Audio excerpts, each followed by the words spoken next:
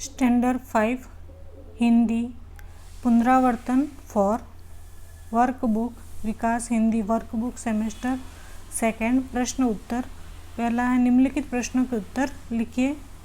पहला प्रश्न है अजय के मोहल्ले में गंदगी क्यों फैली हुई थी। तो उत्तर कि अजय के मोहल्ले के लोग कूड़ेदान का उपयोग न करके इधर उधर कूड़ा डाल देते थे, इसलिए उसके मोहल्ले में गंदगी फैली हुई थी। कि अजय के जो मोहल्ले में जो रहने वाले थे वो कूड़ेदान का उपयोग नहीं करते थे, कूड़ेदान में कचरा नहीं डालते थे और जो कूड़ा है वो इधर उधर डाल देते थे, इसलिए मोहल्ला है वो गंदा लगता था, इसलिए मोहल्ले में गंदगी फैली हुई थी।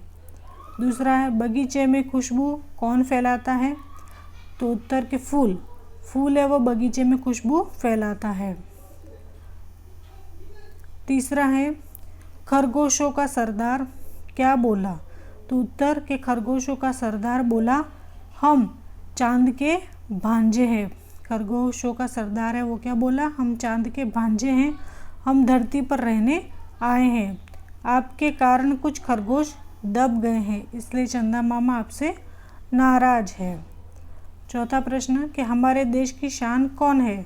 तो उत्तर के छोटे छोटे बच्चे हमारे देश की शान है। दूसरा है पढ़िए समझिए और लिखिए। यहाँ पे आपको पढ़ना है, समझना है और उसी को वापस लिखना है। जैसे यहाँ पे लिखा हुआ है सप्ताह, तो सप्ताह को वापस लिखना है। स्वच्छता, उत्साह, नन्हे, सब्जी, सम्मान, स्वदेश, लिज्जत और मोहल्ला। नीचे दिए गए चित्र के आधार पर 5 वाक्य लिखिए। यहाँ पर ये चित्र दे रखा है, उसके आधार पर आपको 5 वाक्य लिखने हैं। ये पे यहाँ लिखा हुआ है कि यह एक क्या है, चित्र है जो बस अड्डा है। यहाँ 2 बस खड़ी हैं। बस अड्डे में कुछ यात्री आराम कर रहे हैं और कुछ यात्री बैठे हुए हैं।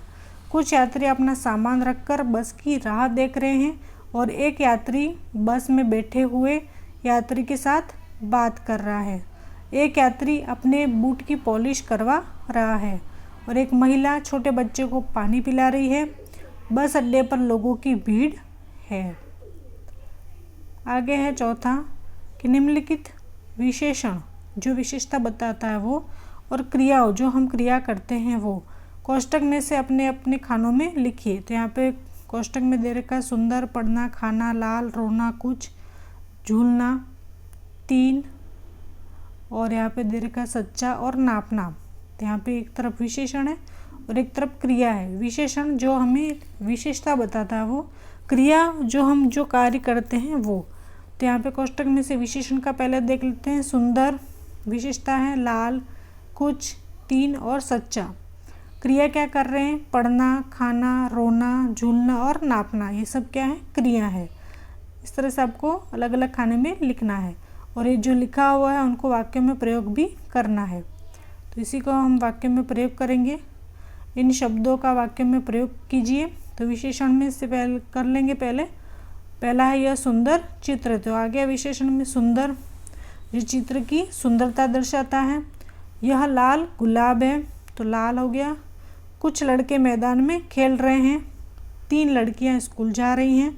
अब्दुल कादिर सच्चा बालक था। अब क्रिया में से करेंगे। अरविंद कहानी पढ़ता है, तनिष केला खाता है, दीपाली रोती है, आशा झूला झूलती है और दर्जी कपड़ा नापता है।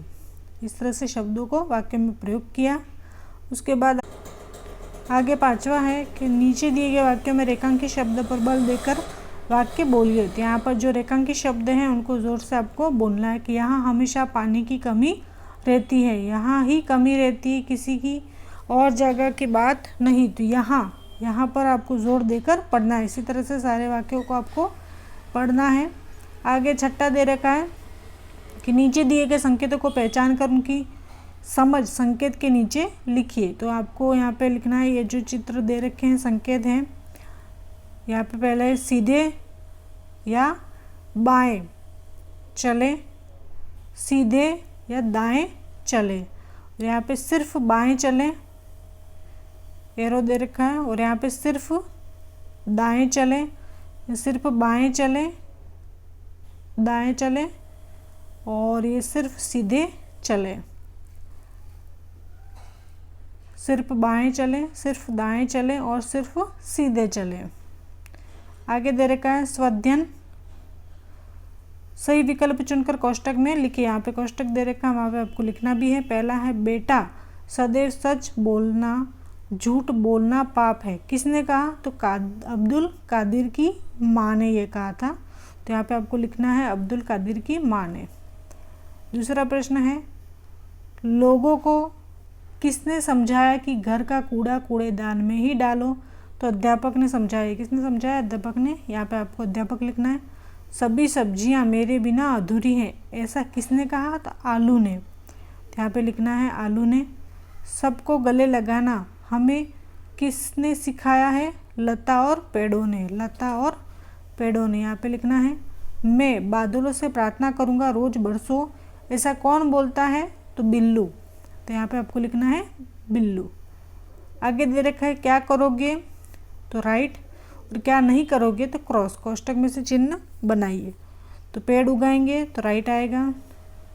हम ये पक्षियों को मारेंगे तो ये रॉन्ग आएगा। पेड़ काटेंगे तो रॉन्ग आएगा। पानी देंगे पेड़ों को तो राइट आएगा। कूड़ेदान में ही कूड़ा डालेंगे तो राइट आएगा। और पानी हम बर्बाद करेंगे इस तरह से, नल चालू है, तो ये क्रॉस आएगा, गलत। नीचे बने वर्ग में निर्देश के अनुसार हर खाने को पूरा कीजिए। ये निर्देश धीरे धीरे दिए जाएंगे। हर निर्देश के बाद कार्य करने के लिए थोड़ा समय दिया जाएगा। तो यहाँ पर जो नंबर डाले हुए हैं 9 तक, यहाँ पे 9 तक यहाँ पे हैं। आपको पहले खाने में अपना नाम लिखिए। तो आपका ये जो पहला खाना है उसमें आपको अपना नाम लिखना है। यहाँ पे दे रखा है ये वाला, यहाँ पे आपको अपना नाम लिखना है। उसके बाद 8वें खाने में एक मछली बनाइए। अब यहाँ 8वां खाना ये रहा, इसमें आपको एक मछली बनानी है। और 6ठे खाने में पीला रंग भरिए। अब ये 6ठा खाना यहाँ पर है तो आपको पीला रंग भरना है। उसके बाद आगे है दूसरे खाने में एक पक्षी बनाइए। आपको दूसरे खाने में एक पक्षी का चित्र बनाना है। 7वें खाने में लाल फूल बनाइए। 7वें खाने में क्या करना है आपको? 7 नंबर जहाँ डाला हुआ, 7 नंबर जहाँ लिखे हुए वहाँ पर आपको लाल फूल बनाने हैं। 9वें खाने में एक पेड़ बनाइए। 5वें खाने में जल के लिए 2 शब्द लिखिए। 4थे खाने में सूर्य बनाइए। और 3रे खाने में चांद का समानार्थक शब्द लिखिए। चांद का समानार्थक शब्द लिखना है। उसके बाद निम्नलिखित आगे है चौथा कि निम्नलिखित कविता पर आधारित एक चित्र बनाइए, उसे एक सुंदर शीर्षक दीजिए, सीखो। तो यहाँ पर आपको एक चित्र बनाना है। और यहाँ पर ये जो दे रखा है, यहाँ पे बलिदान, नदियों की धारा में सीखो, बाधाओं से लड़ना, फूलों की मुस्कान से सीखो, कांटों से भी सीखना। तो यहाँ पर आप किसी भी फौजी का चित्र बना सकते हैं। 5वां है इस चित्र में 11 खेलों के नाम हैं किंतु अधूरे हैं। अगर आप इन नामों को 5 मिनट में पूरा कर दिएगा तो हम मान लेंगे कि आप भी छक्का लगा सकते हैं। तो 11 खेलों के नाम यहाँ पर लिखिए। तो यहाँ पर 11 का नाम अपने जहाँ पे ब्लैंक्स है वहाँ पर आपने फिल कर दिया है। तो यहाँ पे पहला है घुड़सवारी, दूसरा है दौड़, तीसरा टेनिस, तैराकी, हॉकी, गोल्फ, क्रिकेट, फुटबॉल, भारोत्तोलन और गोला फेंक और चालन। इस तरह से ये हो गया 11। आगे है नीचे दिए गए चित्र देश के 12 तीर्थ स्थलों के नाम छिपे हैं। यहाँ पे ये जो चित्र दे रखा है इसमें 12 तीर्थ स्थलों के नाम छिपे हैं। आप 5 मिनट में सभी नामों को खोज सकते हैं।